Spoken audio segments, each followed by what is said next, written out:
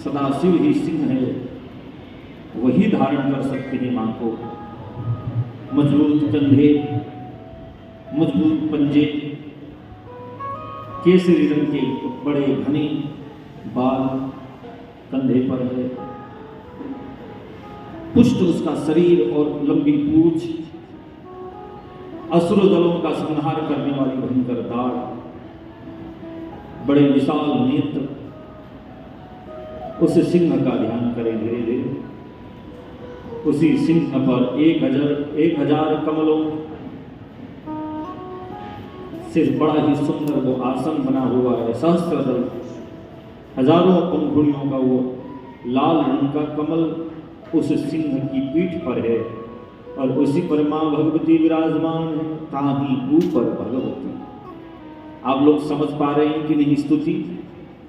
हंसत खल खल दांत झल झल। मां जब खिलखिलाकर आनंद में जब हंसते हैं तो मां के दिव्य दांत दमकते रहते हैं। रूप सुंदर भगवती। मां के चरणों का ध्यान करें।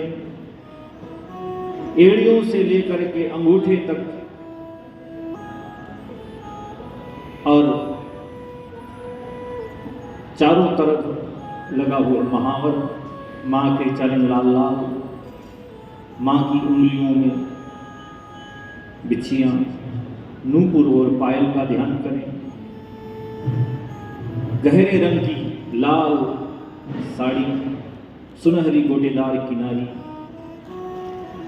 आहा, इतना मधुर मंगलमय मां का स्वरूप। सुंदर मां ने चोली धारण कर रखी है। सुपुष्ट सुंदर मां के हस्तारविंद हस्तकमल हैं, उंगलियों में मुद्रिकाएं और हाथ में सुदर्शन चक्र है, गदा है, त्रिशूल है, खड्ग है, धनुष, बाण है। 5 हाथ में, बाएं हाथ की ओर शंख है, कमल है, अभयदान मुद्रा है। सुंदर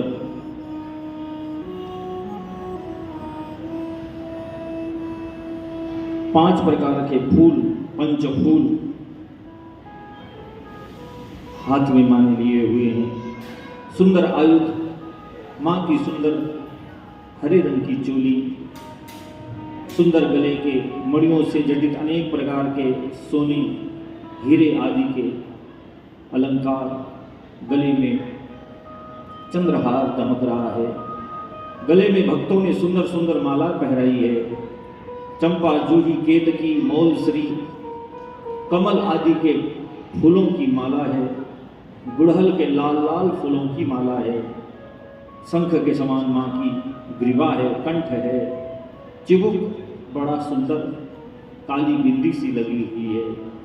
मां के लाल लाल ऊपर के और नीचे के दोनों होंठ और होठों के बीच सुंदर चमकते हुए दंत पंक्ति दांत दिखाई दे रहे हैं।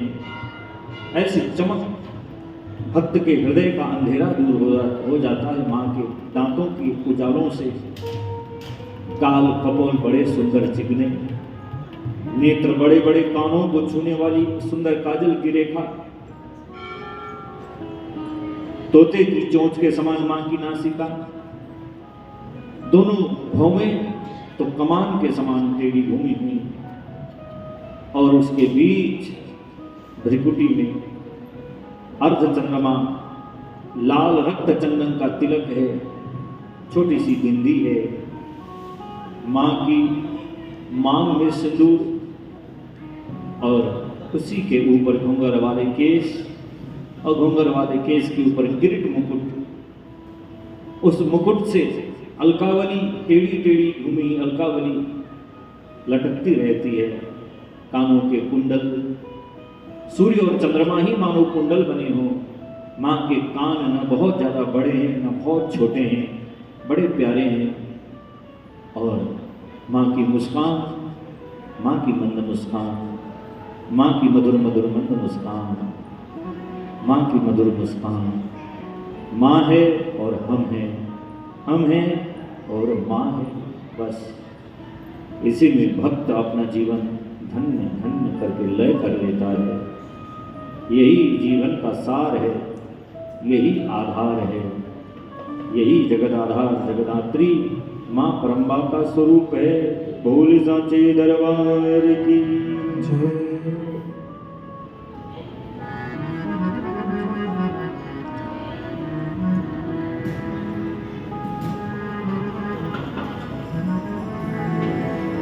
भगवती के स्वरूप का ध्यान करके अपना जो अभी यहाँ ध्यान कर रहे हैं, इसी ध्यान को हम अपनी नित्य क्रिया में, जो हम यदि माँ के उपासक हैं, माँ का भजन करते हैं, माँ की साधना करना चाहते हैं, तो ऐसे माँ के स्वरूप का ध्यान घंटों समय, ये तो कथा का समय बहुत कम होता है, इसलिए सूक्ष्म रूप में आप लोगों को बताया है। आइए कथा गंगा में प्रवेश करें। कल की कथा में हम लोग श्रवण कर रहे थे, वसुदेव जी महाराज अपने कुल पुरोहित गर्गाचार्य जी से प्रार्थना कर रहे हैं, हे गर्गाचार्य जी महाराज,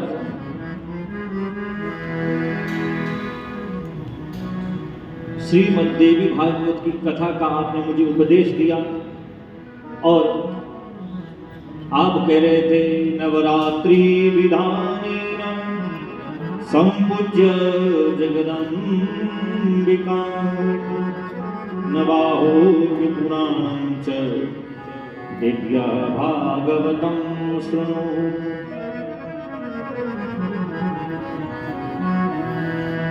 आप हमें हमारे पुत्र जो खो गए उनको प्राप्ति का उपाय आप बताएं।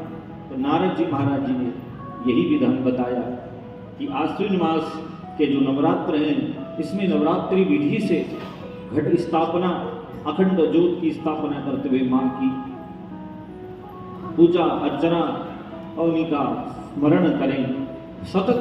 केवल ये नहीं कि सुबह पूजा कर ली, शाम को पूजा कर ली और दिन भर हम भूले बैठे हैं। सतत स्मरण, सतत चिंतन। भगवान ने भी गीता जी में स्पष्ट कहा, अनन्यास चिंतयन्तो माम्, जो अन्य किसी का आश्रय में न ले और केवल मेरा ही चिंतन करता रहता है, मैं उसी को प्राप्त होता हूं। इसलिए सतत स्मरण, निरंतर।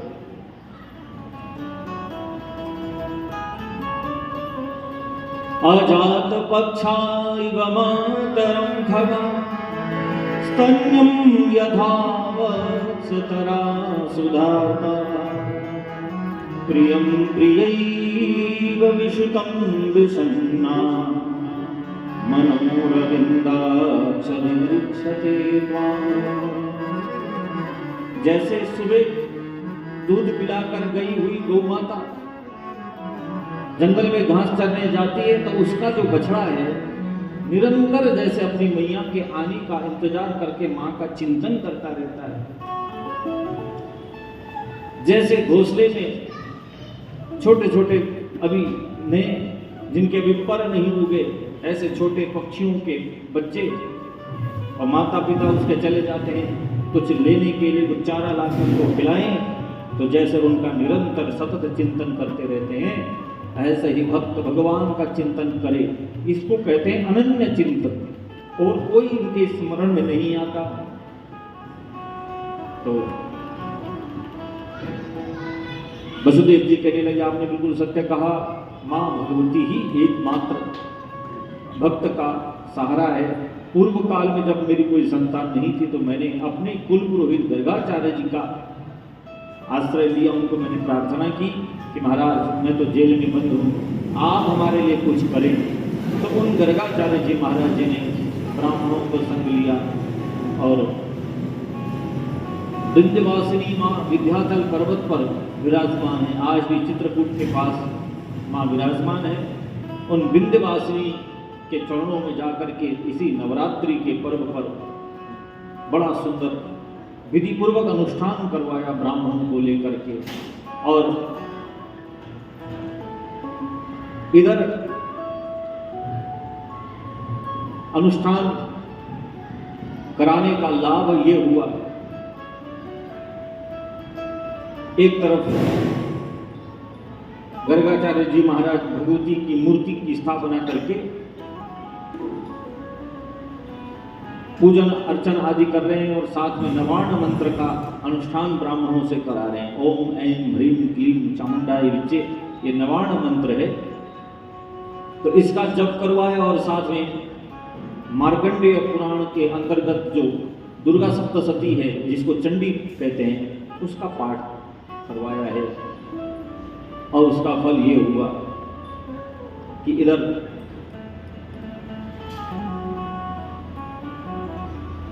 वसुदेव देवकी के यहाँ से फिर संतानों का होना प्रारंभ हो गया। तो निसंतान को भी मैं जानता हूँ, वसुदेव जी कह रहे हैं पूर्व काल में मेरे आचार्य ने मेरे लिए यही अनुष्ठान किया था।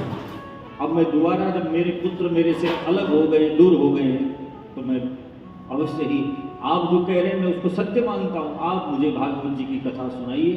तब नारद जी महाराज जी ने इसी देवी भागवत की कथा को वसुदेव जी को सुनाया और नारद जी महाराज सबसे पहले प्रातःकाल खुद आचार्य बन के पूजा करवा रहे हैं और नवार्ण मंत्र का जप कर रहे हैं और साथ साथ में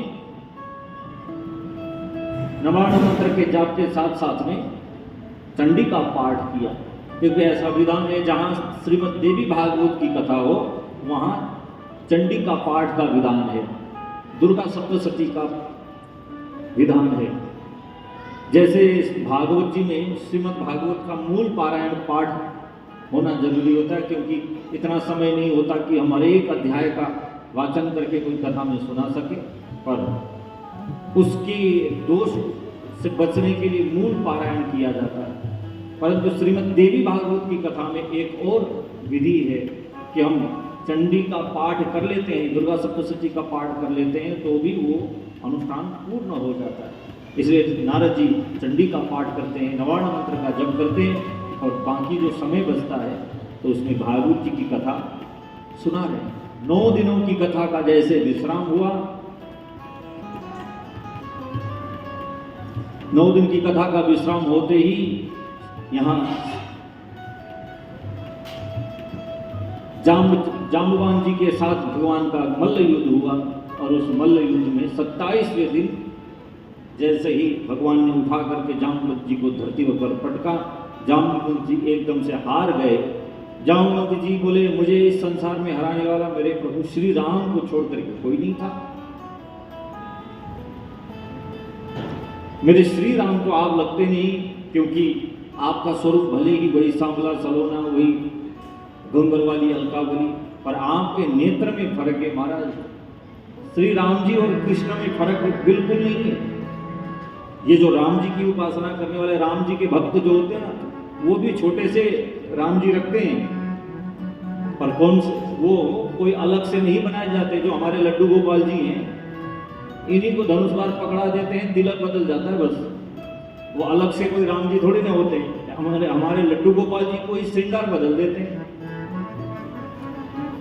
केवल तिलक बदलता है और मुरली की जगह बांसुरी की जगह धनुष बाण होता है, तो कोई भेद नहीं।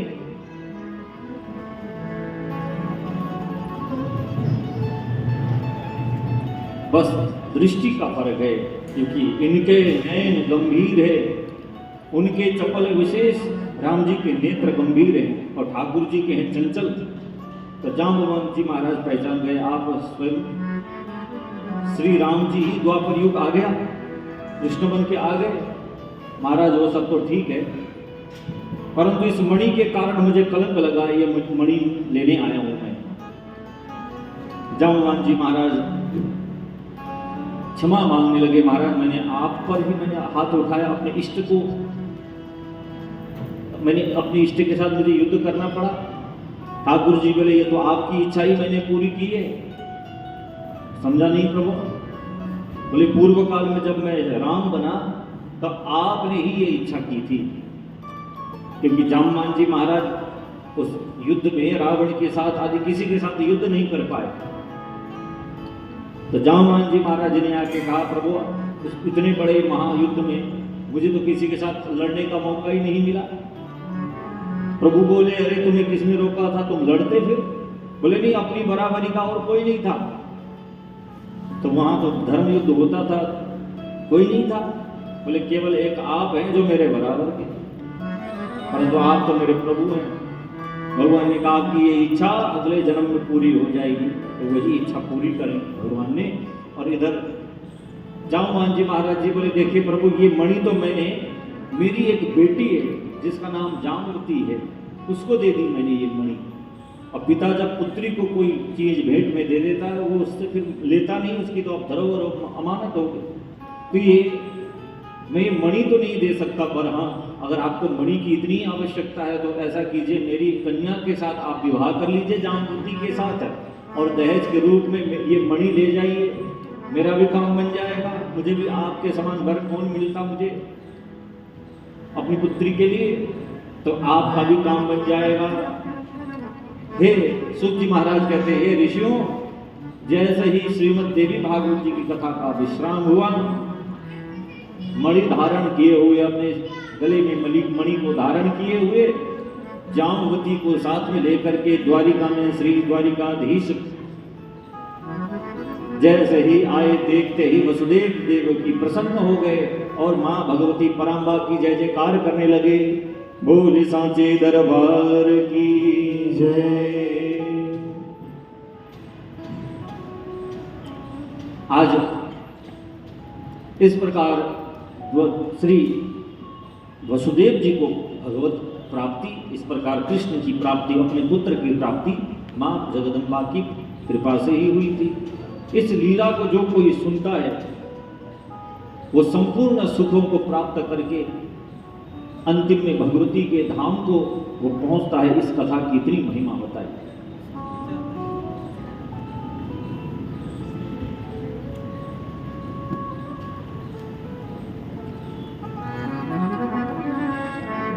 श्रीमद् देवी भागवत का महात्म्य का ये एक खंड है। श्रीमद् देवी भागवत महात्म्य में दूसरा एक भाग और बड़ा ही सुंदर चरित्र है, जिसमें भगवान का हयग्रीव अवतार हुआ, जिसमें हयग्रीव अवतार का वर्णन किया है।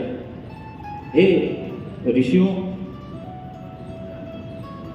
अंतिम में श्रवण विधि बताई कि भागवत जी, देवी भागवत की कथा सुनने की, जैसे आप लोग भागवत में सुनते हैं, भागवत सुनने की विधि क्या है, इसकी भी विधि बताई कि आप लोगों ने कल भी श्रवण किया था कि शुद्धि के अर्थात ज्येष्ठ मास के 6 महीने बड़े पवित्र माने गए हैं, और इसमें भी 4 नवरात्रे परम पवित्र माने गए हैं। 4 नवरात्रों में 2 गुप्त 2 प्रकट रूप में हैं, और कलश स्थापना, मातृका पूजन, योगिनियों का आदि का पूजन करके विधिवत नवार्ण मंत्र, दुर्गा सप्तशती आदि का पाठ करवाएं। और इस कथा को कौन सुन सकता है? बोले इसमें गृहस्थ, ब्रह्मचारी, वानप्रस्थ और संन्यास, इन चारों वर्णाश्रम के लोगों को कथा सुनने का अधिकार है। इसमें ब्राह्मण, क्षत्रिय, वैश्य और शूद्र, ये चारों वर्णों के लोग देवी भागवत जी की कीर्ति, मां भगवती की कृपा सभी के ऊपर बराबर मां की दया है, सभी इसको सुन सकते हैं। और कथा सुनने वालों को एक विशेष बात बता रहे हैं, श्रोतव्यो सावधानेन चतुर्वर्ग फलाप्तये गृहपुत्र कलत्रं च धन चिंता मपास्य च। भगवती के चरित्र जब सुनने बैठे तो ऐसे सुने कि घर, गृहस्थ, पुत्र, पुत्री, पत्नी, पति, इन सब की चिंता को त्याग करके कथा सुनने बैठे। ये भागवत की विधि में स्पेशली लिखा हुआ है, इन सब की चिंता, ममता, इन सब को त्याग करके कथा सुनने बैठे। और भोजन कैसा करें? बोले जो भगवान को, भगवती को भोग लगा करके खाया जा सके ऐसा भोजन करें। और जो कोई नित्य प्रति कुमारीं पूजयित्वा भोजयेत् प्रार्थयेत् सदा सुवासिनिश्च विप्राश्च तस्य सिद्धिर्न संशयः। जो इन नवरात्रों के 9 दिनों में कन्याओं को, बालिकाओं को भोजन करा के, ब्राह्मणों को भोजन करा के भोजन करता है, और सुवासिनिश्च जो सौभाग्यवती स्त्रियों का पूजन करता है, नित्य प्रति एक कन्या का। आगे आप लोग सुनेंगे कि कन्याओं का पूजन कैसे होता है, कौन कौन सी कन्या स्वीकृत है, कौन कौन सी वर्जित है, किस कामना के लिए कौन सी कन्या का पूजन करना चाहिए, सारा वर्णन है। कौन से वर्ण की कन्या होनी चाहिए, कितनी उम्र की होनी चाहिए, और इन कन्याओं का नाम क्या क्या होता है, तो पूरा विस्तार पूर्वक देवी भागवत में हम लोग सुनेंगे।